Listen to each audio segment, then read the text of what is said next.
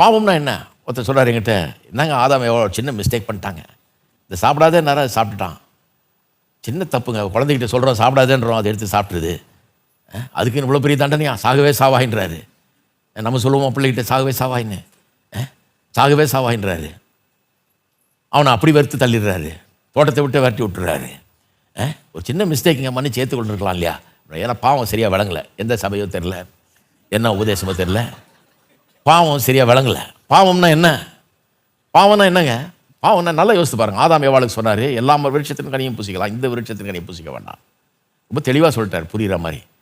புசிக்கிற நாளிலே சாவாயின்னு சொல்ல, சாகவே சாவாய், டபுளாக சொல்கிறாரு, 2 தடவை செத்தே செத்த நீ போ அப்படின்றாரு. புசிச்சினா செத்தே செத்த நீ அப்படிங்கிறாரு. அவ்வளோ திட்டவட்டமாக சொல்லிட்டாரு. அவ்வளோ திட்டவட்டமாக சொன்ன பிறகு இவன் போய் அதை செய்கிறான். எவ்வளோ கொழுப்பு இருக்கும் பாருங்க. இது எனக்கு நல்லா புரியுது. பாவிகளாக இருந்தவங்களுக்கு நல்லா புரியும் அது. நீங்களாம் ஒன்றும் பரலோகத்துலேருந்து குதிச்சிடல, பரிசுத்தவான்ல, உங்களுக்கு நல்லா புரியும் அது. பாவம்னா என்னன்னு சொல்ல வரேன். பாவம்னா என்ன? சாதாரண காரியம் இல்லைங்க.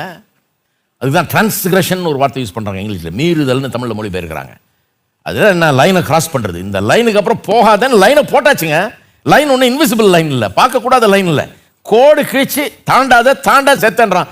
பார்த்துடலாம் என்ன ஆக போகுது அப்படின்னு தாண்டுறது. அந்த கொழுப்பு, அந்த திமிரு, அந்த ஆணவம், அந்த கர்வம், நான் நினைச்சதை செய்வேன், அவர் என்ன பண்ணுவாரா, சாகடிச்சிருவாரா, செத்துருவேனா நான், அதுக்கேற்ற மாதிரி பிசாசு வர்றான் பாருங்க. இதெல்லாம் சாப்பிடக்கூடாதுன்னு சொன்னாரா? இல்லை, இந்த கனியை சாப்பிட்ட சாகவே சாவாயின்னு சொன்னாரு. அவன் சொல்றான் சாகவே மாட்டாய், surely you will not die. அப்படியே ஆப்போசிட்டா சொல்றான் பாருங்க. அந்த பாவத்தின் வேறு அங்கதான் இருக்குது, அவனுக்குள்ள இருக்கிற அந்த முரட்டாட்டம். கர்த்தர் சாகவே சாவான்றாரு, பிசாசு சொல்றான் சாகவே மாட்டேன், பயப்படாது, சாப்பிட்டு பாரு, சாக மாட்டேன், நீ ஒன்றாகாது, சாப்பிட்டு பாரு அப்படிங்கிறான். அப்போ பாவம்ங்கிறது, நான் சொல்றேன், இப்படி சொன்னாதான் வழங்கும், ஒரு சின்ன மிஸ்டேக் இல்லைங்க.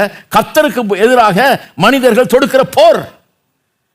தேவாதி தேவன் கர்த்தாதி கர்த்தன் சர்வ வல்லமுள்ள தேவனுக்கு எதிராக மனுஷன் கிளம்பி அவனுடைய திமிரையும் ஆணவத்தையும் காட்டுகிறது தான் பாவம். அவருக்கு விரோதமாக செய்யறது பாவம்.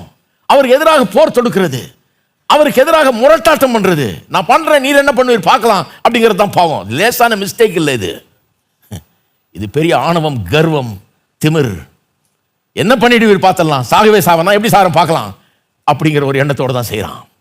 அப்படிப்பட்ட மனுஷனை கர்த்தர் அவனுடைய ஜெபத்தை கேட்காம அவனை அன்னைக்கே நரகத்துக்கு அனுப்பிச்சு அவனுக்கு எந்த வாய்ப்பும் இல்லாமல் ஆக்கியிருக்கலாம். ஆனால் அவனை தேடி வர்றாரு.